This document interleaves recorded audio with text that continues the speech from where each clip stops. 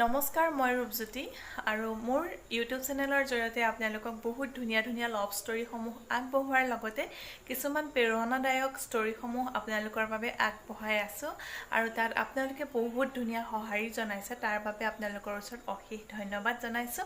আৰু আজি লৈ আহিছোঁ আপোনালোকৰ বাবে তিনিজন বন্ধুৰ এটা বৰ সুন্দৰ কাহিনী, যিটো নেকি বৰ্তমান সময়ত হৈ আছে। গতিকে আহকচোন আজিৰ কাহিনীটো আমি ষ্টাৰ্ট কৰোঁ আৰু আশা কৰোঁ আপোনালোকে শেষলৈকে শুনিব। আৰু লগতে যদি ইউটিউব চেনেলটিত প্ৰথমবাৰৰ বাবে মোৰ এই ভিডিঅ'টো চাই আছে তেনেহ'লে চেনেলটো ছাবস্ক্ৰাইব কৰি বেল আইকনটো বজাই থৈ যাব। এতিয়া আহক কাহিনীটোৰ মাজলৈ। আপোনালোকক ক'ম প্ৰতিজন মানুহৰ জীৱনৰ সেই তিনিজন বন্ধুৰ বিষয়ে, যিয়ে আমাক গোটেই জীৱন সহায় কৰে। কিন্তু দুজন বন্ধু আছে যিয়ে আমাক নিৰ্দিষ্ট সময়ত এৰি যায়, কিন্তু প্ৰতিটো জন্মতে আমাক সহায় কৰা এজন ব্যক্তি আছে। আমাৰ জীৱনটো ভাল বেয়া কৰি তোলাৰ একমাত্ৰ বন্ধু তেওঁ। আমি সকলোৱে এনে জীৱন যাপন কৰি আছোঁ যাৰ কোনো অৰ্থ নাই। যদি প্ৰতিজন ব্যক্তিয়ে নিজৰ জীৱনৰ বিষয়ে গভীৰভাৱে চিন্তা কৰে তেন্তে তেওঁ নিশ্চিতভাৱে উপলব্ধি কৰে যে এইটো কেনেকুৱা জীৱন। কিছু সময়ৰ পিছত যিবোৰ বস্তুৰ কোনো মূল্য নাথাকে বা মূল্য নাই, সেই বস্তুবোৰত আমি গোটেই জীৱন পাৰ কৰাই দিওঁ। এনেকুৱা বস্তুৰ পিছত দৌৰি থাকোঁ যিবোৰ বস্তুৱে ক'ৰবাত নহয় ক'ৰবাত বা আন ঠাইত আমাৰ দুখৰ কাৰণ হৈ পৰে। যদি আমি জীৱন পাইছোঁ তেন্তে জীয়াই থকাটো গুৰুত্বপূৰ্ণ। কিন্তু আজিৰ মানুহজন বা আজিৰ মানুহবোৰ লোভ, প্ৰতাৰণা, ঈৰ্ষা, ঘৃণা আৰু অহংকাৰেৰে ভৰি আছে, যাৰ কাৰণে তেওঁৰ জীৱন দুখেৰে ভৰা। আজিৰ দিনত আপুনি কোনোবা নহয় কোনোবা ব্যক্তিক বিপদত ভুগি থকা দেখিবলৈ পাব।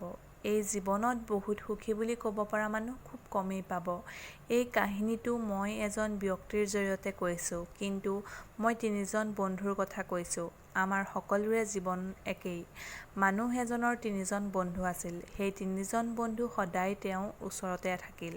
সেই ব্যক্তিজনৰ জীৱনৰ প্ৰতিটো মূৰতে কোনোবা নহয় কোনোবা প্ৰকাৰে তিনিওটাৰে প্ৰয়োজন হৈছিল। যেতিয়া সেই ব্যক্তিজনৰ শেষ সময় আহিল, তেওঁৰ প্ৰথম বন্ধুৱে তেওঁক ক'লে, মই আপোনাৰ মৃত্যু পিছুৱাই নিব নোৱাৰোঁ।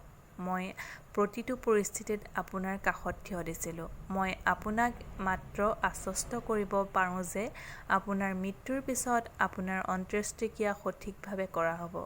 দ্বিতীয় ব্যক্তিজনে বা দ্বিতীয় বন্ধুজনে ক'লে, তোমাৰ শৈশৱৰ পৰা আজিলৈকে মই তোমাক কোনোবা নহয় কোনোবা প্ৰকাৰে সহায় কৰি আহিছোঁ। মোৰ লগত তুমি পৃথিৱীৰ যিকোনো বস্তু পাব পাৰিবা, কিন্তু মই তোমাক পুনৰ জীৱন দিব নোৱাৰোঁ। মই এতিয়া অসহায় হৈ পৰিছোঁ আৰু তোমাক কোনো ধৰণে সহায় কৰিব নোৱাৰোঁ। তৃতীয় বন্ধুৱে ক'লে, বন্ধু, তোমাৰ পৰিস্থিতিৰ বাবে চিন্তা নকৰিবা। মই সদায় তোমাৰ লগত আছোঁ আৰু মৃত্যুৰ পিছতো তোমাৰ লগত থাকিম। যি ৰূপত ইয়াৰ পিছত তুমি য'তেই নাযাবা কিয়, মই তোমাৰ লগত থাকিম। আৰু একেবাৰে শেষত এটা কথাই কওঁ, আমাৰ সকলোৰে সেই তিনিজন বন্ধু আছে। এই বন্ধুকেইজন হৈছে পৰিয়াল, টকা আৰু কৰ্ম। শেষত চেনেলটো ছাবস্ক্ৰাইব কৰি